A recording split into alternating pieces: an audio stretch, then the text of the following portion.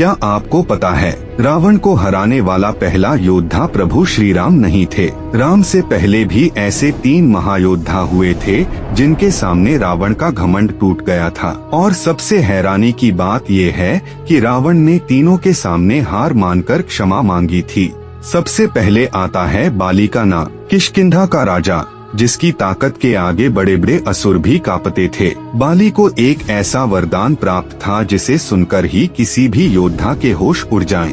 जो भी बाली से युद्ध करता उसकी आधी शक्ति उसी क्षण बाली के भीतर समा जाती। रावण को इस रहस्य का जरा भी अंदाजा नहीं था। वो अपने अहंकार में चूर होकर बाली से युद्ध करने पहुंच गया। लेकिन जैसे ही युद्ध शुरू हुआ रावण की ताकत घटती चली गई और बाली और भी भयंकर होता चला गया।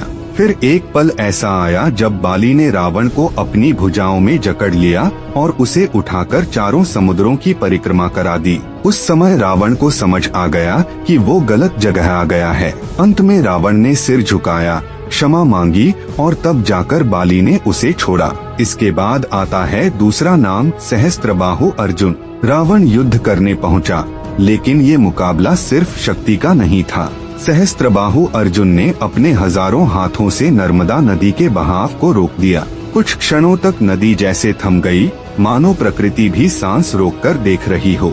फिर अचानक सहस्त्रबाहु अर्जुन ने पूरा रुका हुआ जल एक साथ छोड़ दिया। वो जल नहीं था, मानो प्रलय का तूफान था। उस भीषण प्रवाह में रावण बह गया और उसे पहली बार समझ आया कि हर जगह उसकी जीत तय नहीं है। मजबूर होकर उसे हार स्वीकार करनी पड़ी। और अब आता है तीसरा नाम, जो सबसे खौफनाक है, स्वयं महादेव। रावण अपने घमंड में इतना अंधा हो गया कि वो कैलाश पर्वत पर जा पहुंचा। वहाँ भोलेनाथ ध्यान में लीन थे। रावण ने सोचा कि अगर वो कैलाश उठा देगा तो महादेव का ध्यान भंग हो जाएगा और उसे अपनी शक्ति का एहसास हो जाएगा।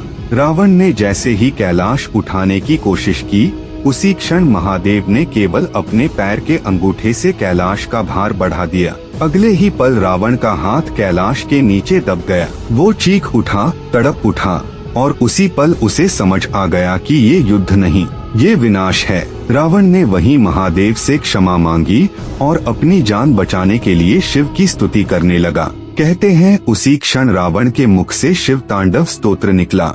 अगर आपको ये रहस्यमय कथा पसंद आई हो तो कमेंट में हर हर महादेव जरूर लिखें और सनातनी कथा चैनल को सब्सक्राइब जरूर करें।